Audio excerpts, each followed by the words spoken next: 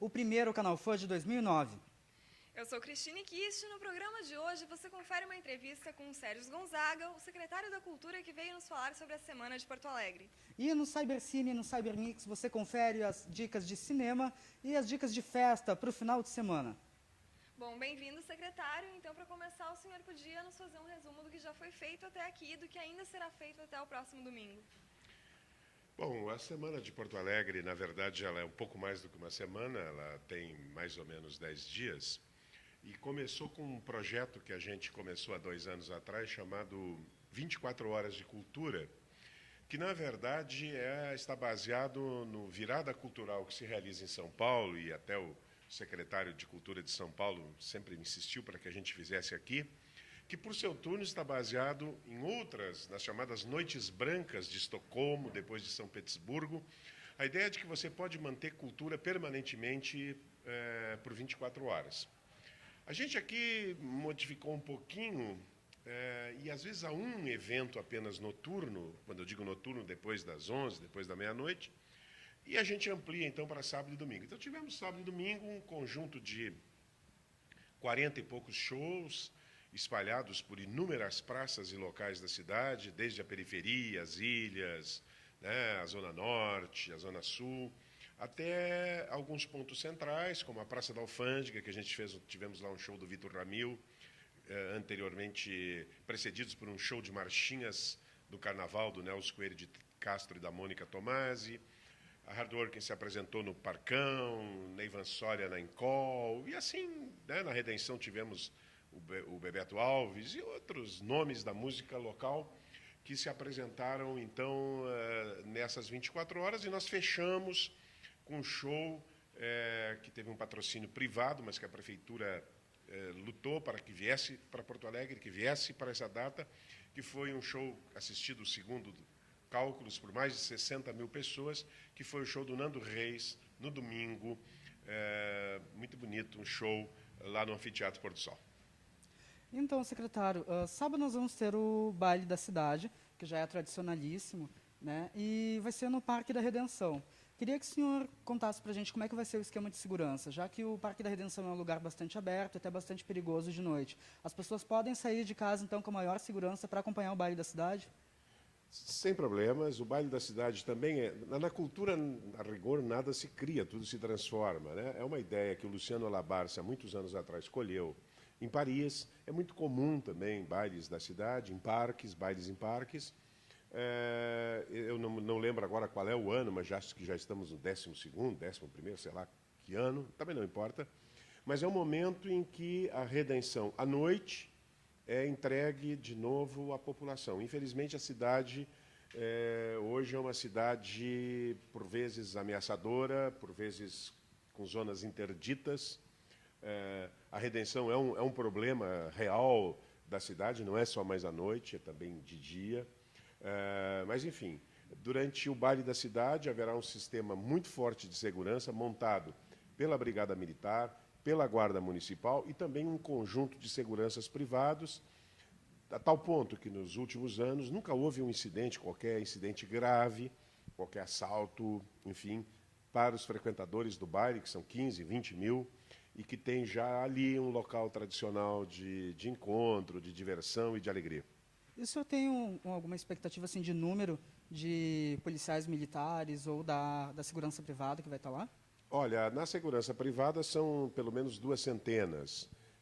A Guarda Municipal, nós calculamos talvez em 40 homens, a Guarda Municipal ainda tem um efetivo reduzido, e a Brigada nós não sabemos exatamente. A Brigada ela é muito parceira da Secretaria de Cultura, mas a gente nunca sabe exatamente quantos homens, isso depende de outros eventos que porventura estejam acontecendo em Porto Alegre, mas será, com certeza, a pessoa que for lá vai poder ir com tranquilidade. Bom, tu falaste agora há pouco do grande público que teve o show de encerramento das 24 Horas de Cultura. E o público dessas exposições alternativas, do Seminário de Jornalismo Cultural, como é que está sendo a receptividade dos porto-alegrenses para esses eventos? Olha, o seminário de crítica, né, porque cá entre nós é uma coisa naturalmente de um interesse de muita importância e de um interesse limitado. A gente tem calculado em torno de 40, 50 pessoas que têm comparecido ao seminário de crítica. Alguns tiveram um pouquinho mais. Eu, infelizmente, até não pude ir a nenhum, gostaria muito de ir, porque também, em outras épocas, exerci a crítica literária. Mas, na verdade, a cultura, números são sempre relativos, né? A gente tem que considerar uma certa relatividade dos números. E nós consideramos esses seminários tão importantes quanto um show do Nando Reis, ainda que atinjam o menor número de pessoas, mas o efeito de duração, né, a persistência daquele evento provavelmente será maior. Porque eu fui lá, a minha geração é a do anterior, a minha geração é do Milton Nascimento, do Chico, do Gil e, sobremodo, da Elis Regina. Mas eu vi que as pessoas estavam muito, faixa etária de 30, 40 anos, muito emocionadas, muito comovidas até, vi isso. Agora, bom, mas esse efeito, ele tende a se extinguir no tempo. Não que eu seja contra shows ou contra eventos, pelo amor de Deus, mas enquanto que o efeito de um debate cultural persistente, ele se prolonga, e os seus reflexos, eles, digamos assim, como vão se espalhando em ondas pela sociedade. E o senhor poderia falar para a gente como é que foi os bastidores de toda a montagem da Semana Cultural, quantas pessoas trabalharam em todo esse projeto?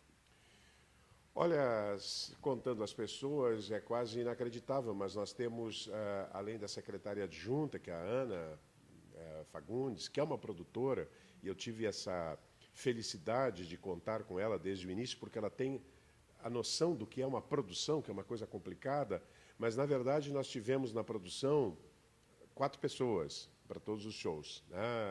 Claro que tem também os coordenadores, que auxiliam, mas não são produtores. O produtor é o sujeito que vai se preocupar com o palco. Então, nós temos 2 ou 3 pessoas para os palcos, que vão andar por tudo, verificando se os palcos estão em condições, está tudo em condição, som, luz. Enfim, a produção ela resulta digamos assim, de um esforço de equipe, mas a cultura tem um número, naturalmente, muito pequeno de gente ligada a essa área, como também tem pouco dinheiro. Então, há que descobrir como fazer esse pouco dinheiro e esse pouco pessoal render o máximo possível. O senhor poderia dizer para a gente quanto que foi investido na Semana Cultural? A Semana Cultural, eu não falo, claro, do show do Nando Reis, porque esse foi totalmente pago pela Credicar. Nós investimos algo em torno de R$200 mil, mas desses R$200 mil, metade, praticamente metade, foi pago por uma empresa. Eu sempre digo o nome das empresas, porque eu acho que uma empresa que investe em cultura deve ter seu nome, no caso, a Pepsi Cola. E tu achas que as empresas já estão levando a cultura mais a sério, no sentido de entender ela como uma necessidade, como já é o investimento em esportes, por exemplo, e não mais só como entretenimento? As empresas já entendem mais ou menos isso no Brasil. Algumas, no entanto, ainda exigem leis de incentivo, que, na verdade, eu não tenho uma opinião formada definitiva sobre leis de incentivo, mas outras já compreendem que o patrocínio é importante.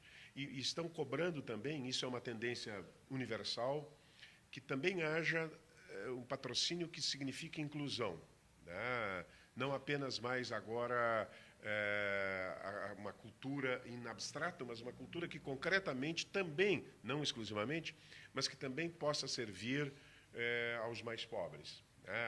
Uma empresa que está propondo, nós está discutindo conosco o processo de descentralização da cultura, um processo antigo que temos aqui, que também vem patinando um pouco, embora se gaste muito dinheiro, mas a ideia, quem sabe, de conseguir expandir de ampliar essa base, sobremodo na periferia de Porto Alegre, que cerca hoje a cidade, um conjunto assombroso de vilas, em condições bastante ruins de existência.